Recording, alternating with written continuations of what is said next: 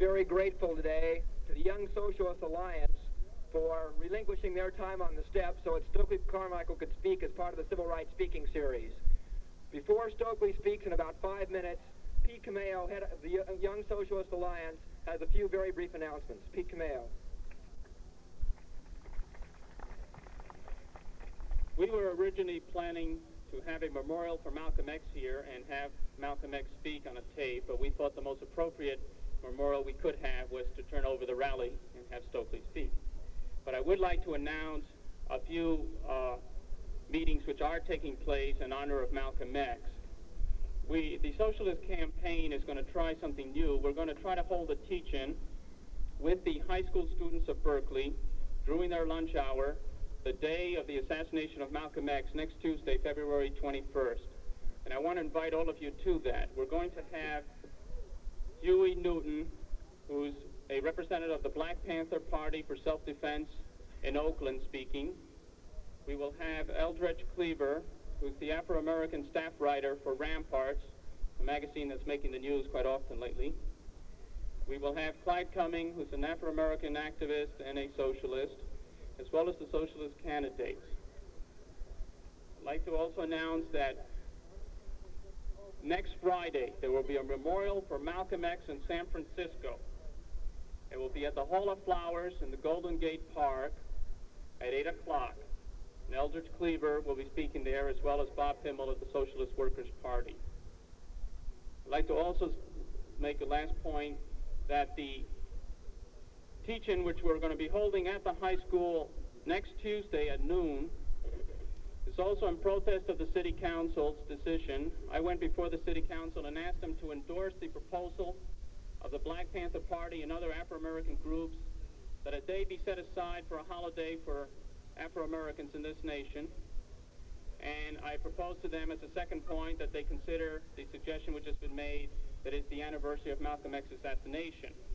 I pointed out to the City Council that the holidays we now have are such things as Washington, the slave owner, Lincoln, the man who spent his life trying to deport all black people, Thanksgiving, the day white people got over here and said it's great, Columbus Day.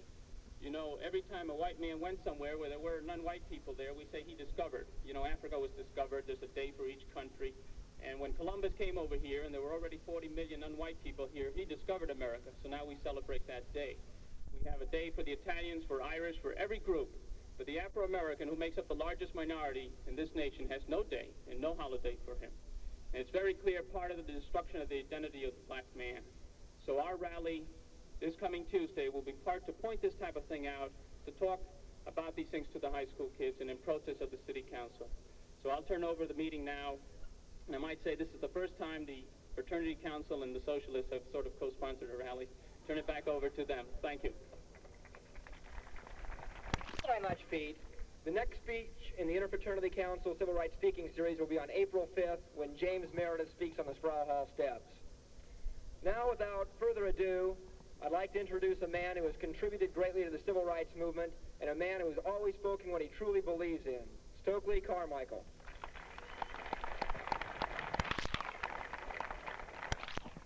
Good afternoon. It's really sort of good to be back in Berkeley. I wasn't really going to come because we've been out here so long and so many times, but made a commitment back in September, and we're good to our word. So we decided to come back to Berkeley today. I thought we could do, since there's no use talking about the war in Vietnam because we know how everybody feels about that, and there isn't very much else to talk about in Black Power. We could outline what we thought a number of white activists could begin to do here and to capture and keep the momentum that the civil rights movement has generated into campuses precisely like Berkeley. And so that to speak after the Black Power Day at Berkeley would really be anticlimactic. We thought that we just jot a few notes to keep the trend going straight rather than to be extemporaneous. So you'd excuse me if I keep looking at my notes. Now we believe very strongly that the struggle of black people in this country, precisely in this decade, has had a profound effect upon white students in the country. We feel very strongly, if we seem to be prejudiced, that it is that has given birth to most of the white activist movements in the country. And the question for us is precisely what type of movement should now begin to go on inside the white community.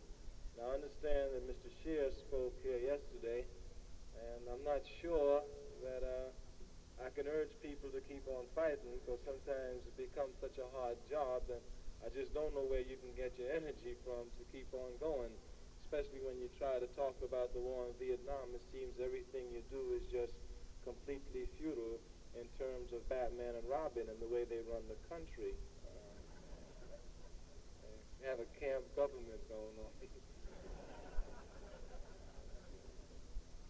And it is almost impossible. I sometimes wonder how can people get the strength to keep on fighting against the structure and the people who run this country. So I don't know if I could tell people don't drop out, because sometimes I want to myself. But we would urge people to keep on fighting and to move to take over the country. I mean, that's what we have to do. We have to take over the country.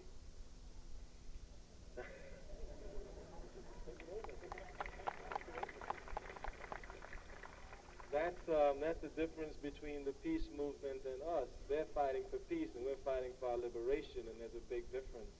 It's a big difference.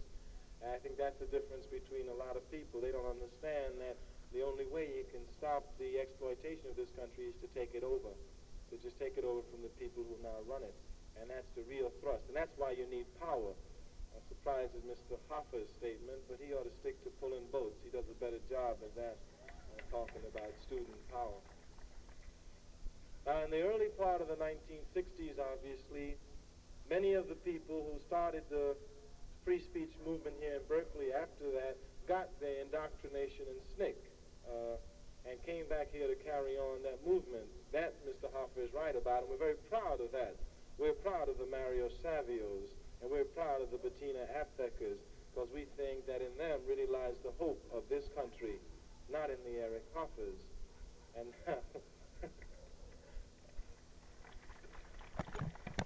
now the question is, how then can white students move out of the black community and move into the white community to confront it? Now, I agree that to be able to confront the white community is a horrendous job. I think that's why most people just rather drop out than to confront it. That's understandable, I guess, and it's more understandable for you because you've lived there, and I've just been on the outside watching it. So it's understandable. So it's really understandable to us how you can just refuse to go in. But now you must go into that white community and confront it. You just have to, because there's no hope. Now, the people in this country who are most alienated by white society are black people, and their alienation from white society becomes natural. And sometimes we think our raison d'etre for living is just being alienated from white society. And the things that we do, we have already legitimatized inside our community, so that when white students become alienated against white society, it's understandable that they would come to the black community to find a home, because it's a natural alienation from white society.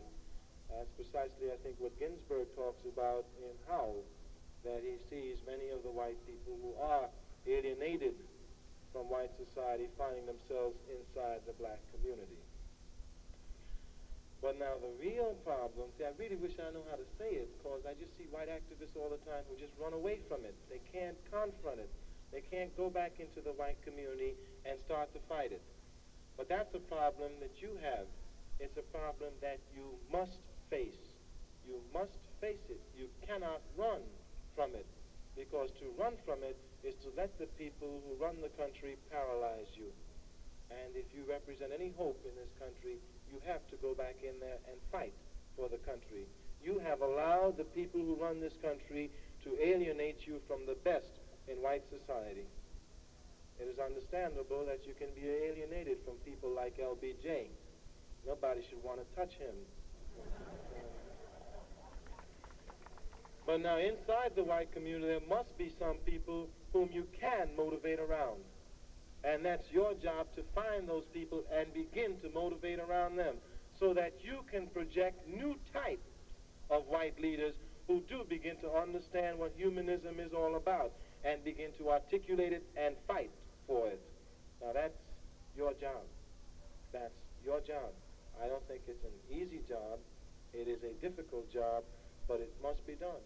It must be done. And if there's anything I can say today, that's what I think I came most to Berkeley to say, that you must move in there and begin to find it, because this country will perish unless you can find white leaders to project around the world who begin to understand about humanism and who are civilized, because your job in reality is to become missionaries to white society. You must begin to civilize it. You have to civilize it.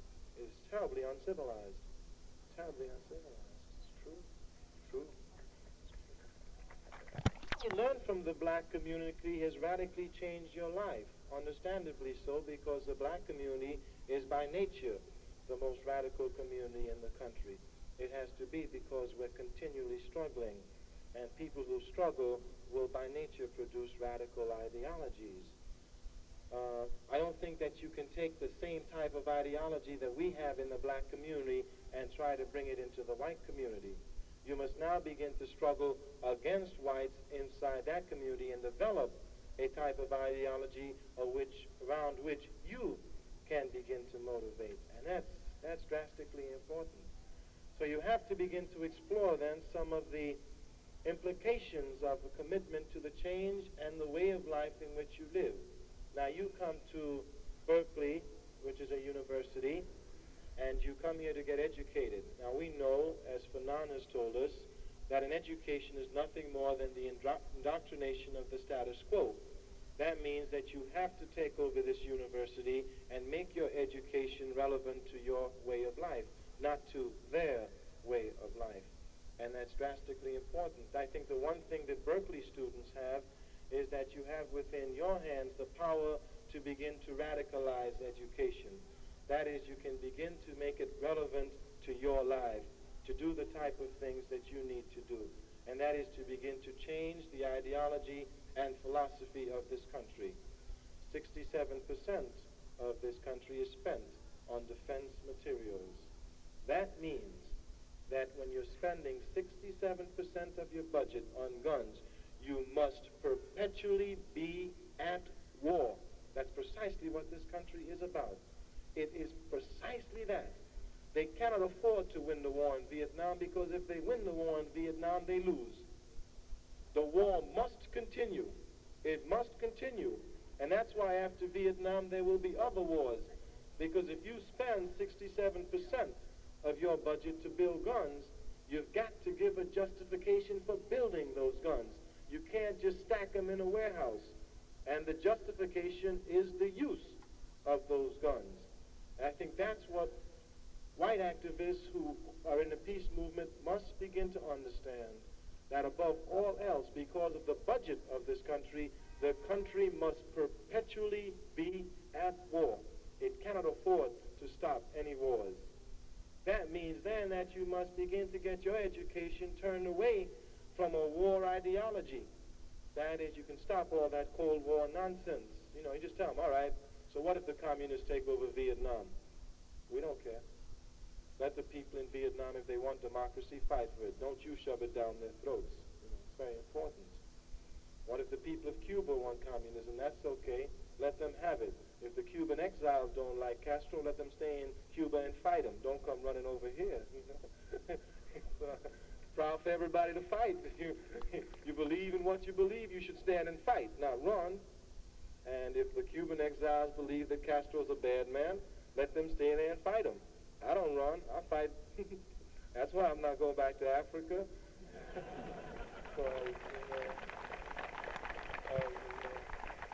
Because in the black community, we'd rather fight than switch. And that's what the people that's what this country who's policing the world must begin to do. Let the people fight rather rather than switch, and then let those people fight for their countries. That means that you have to readdress the whole budget of the country from 67% of the defense budget to begin to use that money to build better schools, better houses, and better jobs, so that that money that's being spent for war materials begin to be spent to construct things inside the society. That's vastly important. The only way you can begin to do that is to change the type of educational system that you get at your universities. That is, that all that history nonsense about communism should go out the window, and you should start talking about jobs, houses, and getting people decent places to live. You have to fight then to take over the university to make that education relevant to the things that we need inside this country.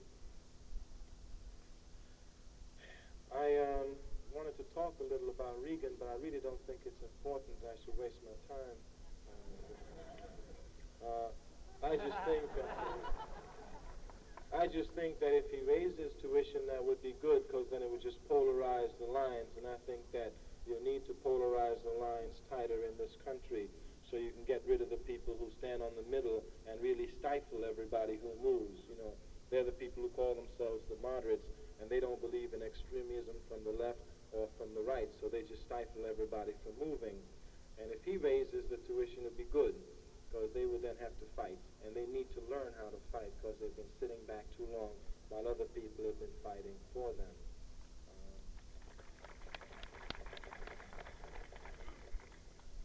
Now, I think that one of the real troubles then of the white community is that the people who are projected are the people who no one can be associated with.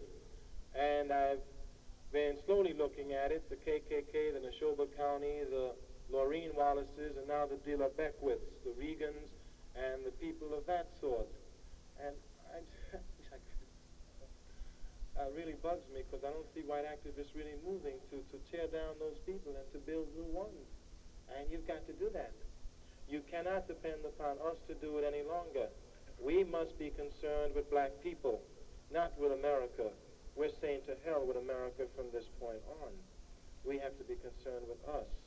If you are concerned with America, then you have to be concerned with providing a type of image that we could feel we can even begin to look to. We cannot look to any images of America right now because they're all anti-black, clearly anti-black. I'd rather answer questions than speak, because I'm deep. Why don't we just answer questions? Let's answer questions, man. Does anyone have any questions down in here? Yeah? Said that to confront a hostile society with more hostility increases their paranoia and simply makes the matter worse, and that you should instead attempt to keep the cops cool, for example, and allow them to be humans instead of cops. How do you feel about that as a tactic? The question is that Allen Ginsberg says that with these type of confrontation tactics, that all you do is build up a paranoia in the white community, and that this does more harm than good. Is that generally it? And what do you comment? You want to repeat the question yourself, then? Ginsberg was on campus. He pointed out to a group of students that to greet a hostile bunch of cops with hostility simply reinforces their paranoia and justifies their violence and justifies an increase of violence. He suggests instead that you take measures to keep the cops cool and to allow them to function as human beings rather than cops. And I wondered what Mr. Carmichael would think of this as a tactic. Well, I think for them, in order for them to function as human beings, they've got to stop being cops.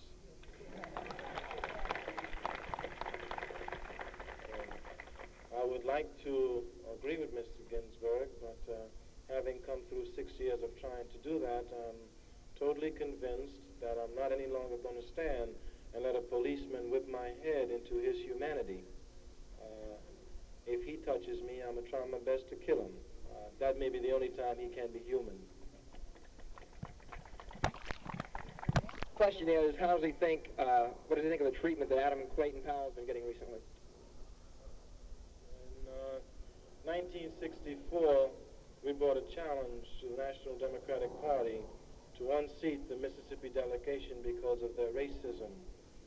And we brought that challenge again back in 1965 of January before the House of Representatives.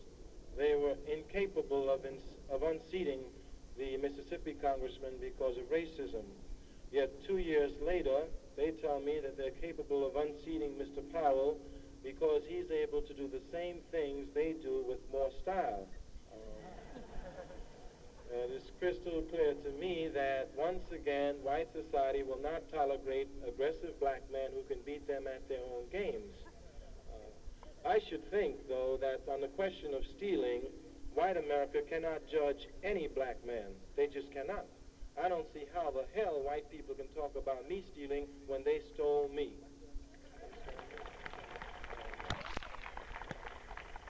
So that it is crystal clear to me that Mr. Powell is being unseated because he is aggressive, because he does the same thing they do with more style, and he sticks his tongue out in their faces. Well, the question I wanted to ask you, Mr.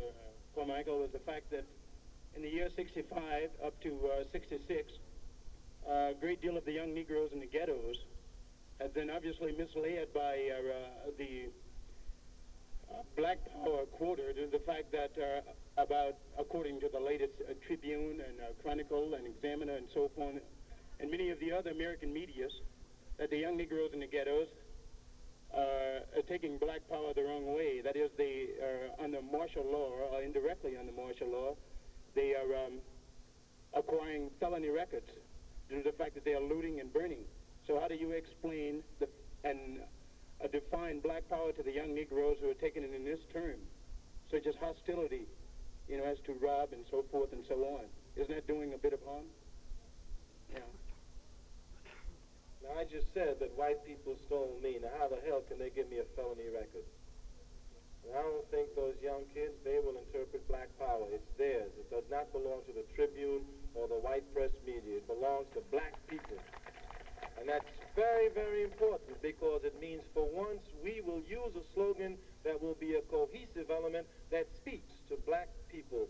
Lyndon Baines Johnson can get up and say, "We shall overcome," and steal the momentum of our movement, but I'll be damned if he can ever say, "I want Black Power." And that's what it's all about. That's what it's all about. I think that those young blacks who interpret Black Power, they will give the meaning to it. This country will recognize that. Next, the core groups doing in Mississippi, Alabama, Bogaloo, Louisiana now. How many people are there?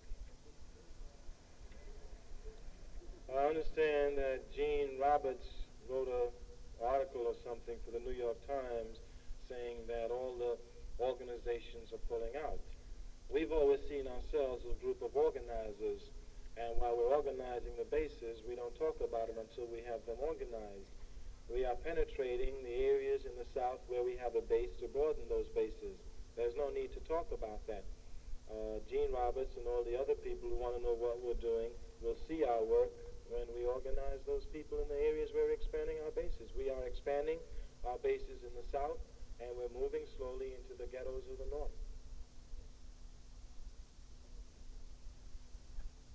Mr. Carmichael has said that white activists should go into the white community and organize. Oh, okay. And I'd like to ask him what segments of the white community he thinks would be most fruitful for us to begin with. My own personal feeling is that the real people you should start with are poor whites, who you could then begin to organize around questions of political and economic disenfranchisement, and not talk that nonsense about integration. My feeling is that the white liberal element is not really the best element to begin with, because they're an economically secure group, and black people are an economically insecure group. And you do not begin to form a coalition with economically secure people and economically insecure people, because their fight will be two different things. And many of the white liberals in this country enjoy the luxury of the exploited money that this country makes. So in the long run, they're not going to be willing to fight as they pretend they will be. This country controls 82% of the world's wealth. clearly means that the people who call themselves white liberals would make a decent job and good salary, enjoy some of that money. They're not going to be willing to give up their second cars or their $10,000 a year job when the United States is cut down to size, as it will be by the third world. The people on the bottom who will have to fight for those changes are the people you start organizing.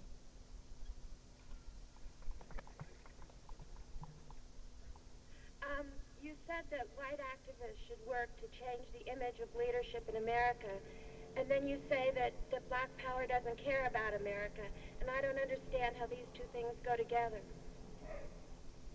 I said at this time we don't care about America because the images that we see in America are the LBJs, the Reagans, the Wallaces, the Barnetts, and we certainly can't care about them. If you can find new leaders to project, then we will be able to begin to look to it.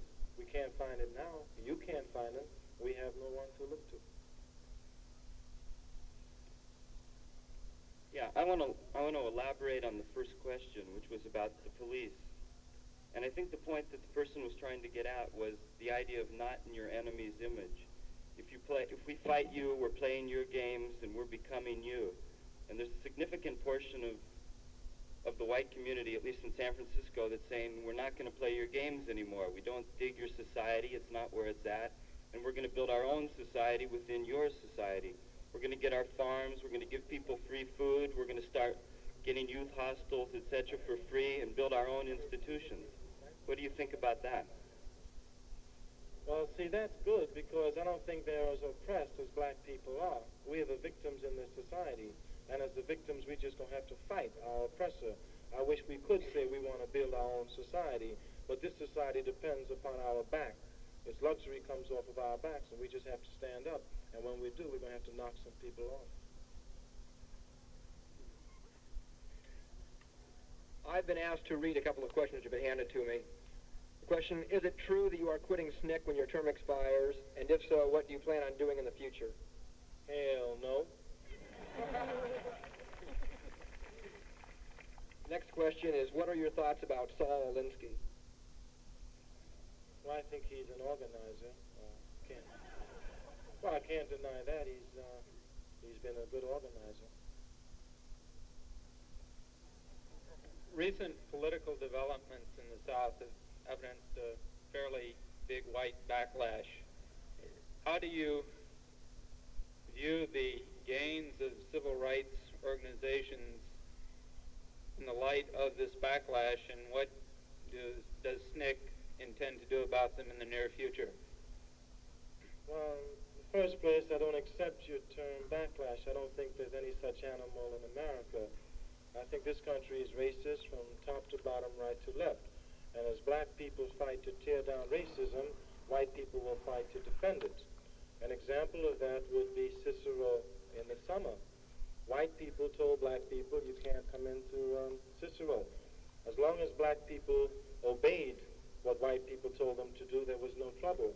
But when black people dared to disobey white people, then they had to try to remind them. And that's what people call a white backlash.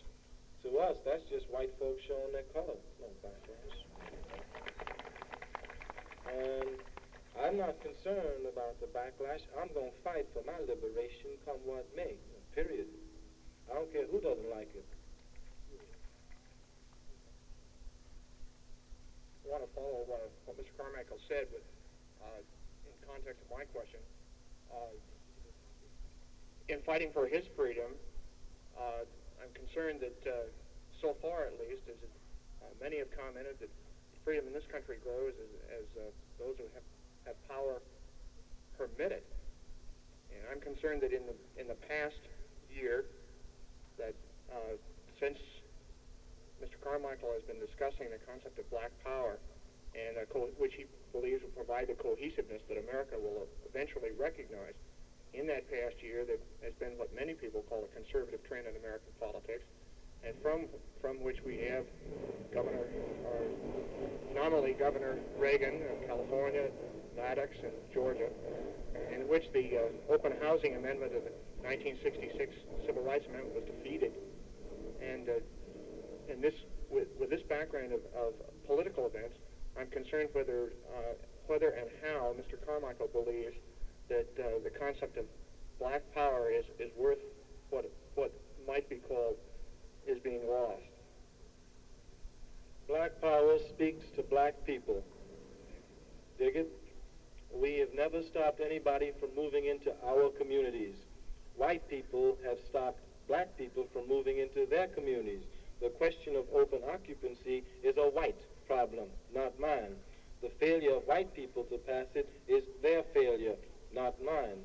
All of the people that you mentioned who I imagine black power is supposed to have introduced, I just think you ought to do some studying of some facts. For example, we have been accused of Mahoney getting elected in the primary in Maryland. We did some research. In 1964, George Wallace won in the primary, and Maryland voted for him 45%. Black power wasn't there then. Lester Maddox, the big-headed racist of Georgia, ran in the last mayoral election against Ivan Allen, the progressive racist of Atlanta. Lester Maddox received more votes in the white community than did Ivan Allen. The black community, which makes up 40% of Atlanta, under the urging of Uncle Tom leaderships, voted for Ivan Allen. That's how come he got elected. So I don't know that we got him elected. And finally and lastly, I will not be intimidated by the threats of white society when I move for my liberation. I'm going to move, period. I'm just going to move. If they don't like it, it's tough.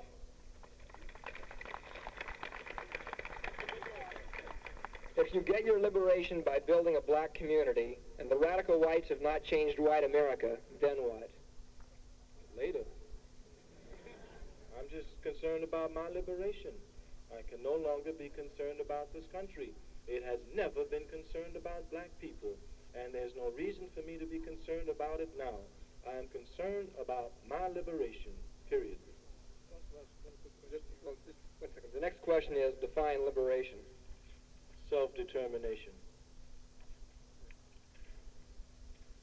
Well, Mr. Carmichael, today it seems to me in the ideology that you've blessed us with, there have been several contradictions. For instance, you say you'd rather fight than switch. You're asking us white liberals, at least as far as we think we are, to go in there and change the white power structure so that Negroes can get something out of the system. In the other breath, you tell us to hell with America. Now, what is this? I don't understand. You're talking in very contradictory terms. Furthermore, you've successfully evaded answering several questions. For instance, the idea of talking. If you let me finish mine, then you can get to your own answer if you're going to answer it all. The second point is that the question was directed to you in regard to the acts of the unlawful acts of looting and burning. And all you said, this is justified because I was stolen. Actually, you weren't, but regardless of the merits of that question, I don't think that was a sufficient answer to that question. Okay, let me say this. As far as I'm concerned, black people should say to hell with America. Now, I don't think white people can say that. If you're concerned about your country, then you ought to save it. I'm turning my back on it. Now, that's clear. There's a dichotomy then between white and black. So you speak to two different communities. That's the first thing. Now, as to the question of looting, this country has never given a damn about human rights. It's only concerned with property rights. Now, I want to explain that to you if you would observe the rebellions that occurred in the country during the summer. I thought I was at an intellectual campus. Number one, inside any black community, in this country, given Oakland, on Friday and Saturday night, there is more violence among black people than in all of the Bay Area in the white community. That is an established fact. Everyone knows that. Inside that very community, on Friday night and Saturday night, there are more policemen than in all of the white suburban areas of the Bay Area. It is clear you're having more violence perpetrated on black people. At the same time, you have more white cops. They're standing 3 a block now, shivering in their naked whiteness, scared to death. Now, let me finish something. While those people cut and kill and shoot and rob each other, the white policemen don't give a damn. They don't ever try to stop it. Let one black boy throw a Molotov cocktail at some dingy grocery store and they bring the whole goddamn National Guard in. The National Guard in. What are you talking about? That's property rights. They don't care about us. All they care about is our lousy, filthy grocery store, which has been robbing us for 15 years. That's what they care about. That's what they're concerned about, not our human rights. Now, you want me to tell you about property rights in this country? Did you ever read? Have you read an economic interpretation of the Constitution by Beard? He told you you couldn't vote if you didn't own property in the early days of this country. You had to fight to get the right to vote if you didn't own property. The men who wrote the Constitution all were property owners. They wrote it to control their own interests. Let me finish. If, in fact, after those rebellions occur, then the white people bring up their black Negro leaders, and these Negro leaders get up, and the only power they have in this country is to condemn black people, because that's all they do. Yeah, we don't believe in rioting. It's only a small group in our community, and they're vagabonds, they're hoodlums, they're scavengers, they're lunatics, and they're not part of our community. And they don't have the guts to say to the white man who's been robbing us for 15 years that if you've been exploiting us, charging us high prices for rotten meat for 15 years in our community, your goddamn store should have been bombed 12 years ago. One sentence, please. Then am I to conclude that your philosophy is one wrong deserves another wrong, because this is exactly what you're preaching. No. Baby, one wrong don't deserve a wrong, but you haven't moved to right that wrong. I'm gonna right it, dig it?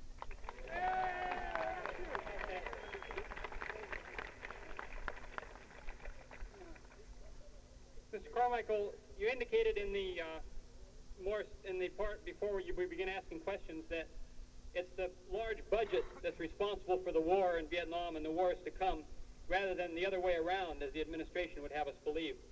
I would ask if you then would go on and agree that the cause of the large budget, in turn, is the fact that a handful of large corporations control the economic life of the country. And if you do agree with that, then is it possible to get the self-determination both for black people in the United States and for people abroad without taking over those corporations, in other words, without socialism in the United States? Well, I know I hate to use that word socialism because it means so many different things. I mean, it's clear in my mind what I said.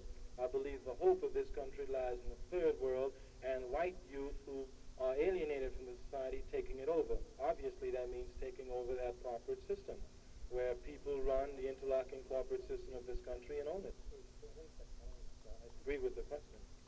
It's rhetorical. A lot of people have given me announcements they'd like to read about different events that are coming up, and I'd like to do it, but I think the questions are much more relevant at this time. Presently, there's a move to establish a regional government in the Bay Area to deal with such problems as water and air pollution and land use. Last week's Berkeley bar quoted black power leaders as saying that they felt this regional government was an attempt to undermine black power, the voting rights of the Negro in the Bay Area. Would you please tell me how that can be, Mr. Well, I just don't know that much about the situation, and I couldn't really comment on it because just hearing about it now, I'd have to know more about it before I made a comment. Okay? I'm being honest. I'm asking, what actually is black power?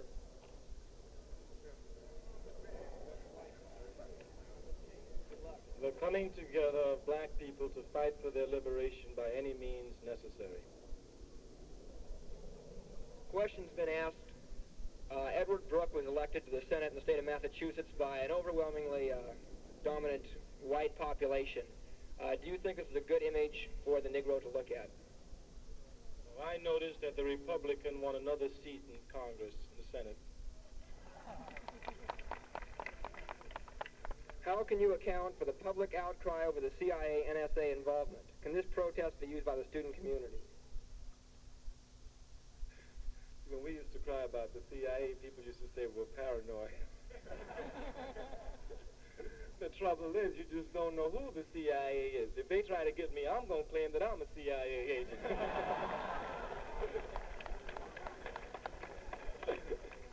I think, yeah, that's a rhetorical question. Students got to start protesting that they're being duped to overthrow Soprano. They're being duped to overthrow Nkrumah.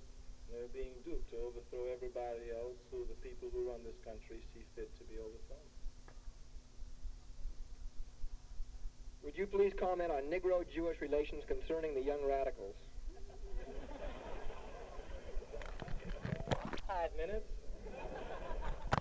All right, let me comment on Negro-Jewish relationships.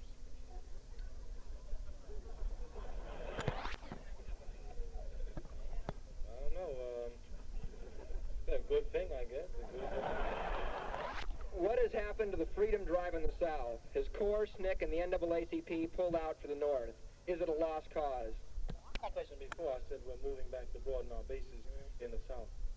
You know that Mr. Hopper, who you seem to dislike, has perhaps one valid suggestion, namely that the Negro community in the slums be organized to clean up the slums, forming a Negro labor group and a Negro union to clean the slums themselves. It'll be something they have built and can be proud of.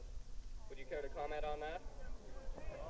Well, obviously, there was a little point that you forgot. Mr. Hopper said that the people who should do this are middle-class Negroes, and then we could fight our way into being accepted by this country. And what he doesn't understand is nobody wants to be accepted or want to be a part of this country. It's rotten to the core. And that's what I have against it. I would like to ask a question about the comment that Mr. Carmichael has made about people who don't like communism in their country staying there and fighting to get rid of it. Has Mr. Carmichael ever lived under communism? I tried it, and that's why I'm here. I don't think that he should talk with authority about such a system under which he has never lived. Well, I've never lived under communism, but I lived in this country as a black man under racism, and I didn't run. I'm still fighting it. Isn't black power a form of racism? I'm not even going to answer that, man. Now, I'll tell you why, see. Because I think, I'll tell you why I'm not going to do that, see. Because white people have that thing. You know, every time a black man says something, they want to define our terms for us. And, you know, being master of your own term is the most important thing. Like I used to check that out on television, you know, Dr. King and the other boys would get up around 55, 56, and they'd say, we want to integrate, you know, and they'd say, and in their minds and in the minds of black people, they'd be talking about better schools, better houses, and better jobs, and some white cat would jump up and say, oh, you want to marry my daughter? And then they'd start reacting to his definition. See, and they'd say, oh, we don't want to marry your daughter. We don't want to be your brother-in-law. We just want to be your brother. We don't want to sleep in your bedroom. We want to sleep next to you. And by the time they finished reacting to his definition of their term, they were out the window. See, now, somebody asked me that question. I just tell them, man, your daughter, your sister, your mama. This woman is not the queen of the world. She is not the Virgin Mary. She can be made like anybody else. Ask me something important. Ask me something important. A couple of questions here which relate to the draft. I want to make any general comments. They're basically, what are your current thoughts about the draft? The white man's jail, would you go there? Would you resist? If you did resist the draft and you were to be arrested, should you willingly go to jail or should you try and hide away from the authorities? Len Chandler has a song that he wrote called Move On Over, I'll Move On Over You. And there's a line in there that I like very much. He says, the jails of this country are filled with black men and the courts are white with hate. And he's absolutely right. Now, I'm just not going to be bothered with answering no question of the draft. I'm not going, period. And when they take me to jail, I'm going to spend my 5 years organizing my black brothers who are in there. When we come out, we're going to take care of business. If you have turned your back on the white community, what are you doing here? I'm trying to get you to go in there. I'm here to try to urge you, and I couldn't even give a good speech on it because I didn't have the guts to urge you to go in there. Take it. Does your interest in black power include South Africa? It most certainly does, because if South Africa were to rebel today, Rockefeller would fall tomorrow. I'd like one announcement because it is. Are you personally concerned with the laws which are to prevent inciting riots? Not about the laws. No, I'm not. Incite to riot in this country are the white people who force us to live in ghettos. They're the ones who incite to riot, not me. A number of white activists who have claimed to be in sympathy with your ends, but criticize you for being a bad tactician. I am not concerned with alienating white people. I'm talking to a program in think that we want black people to start addressing themselves too. But I think those people who talk about me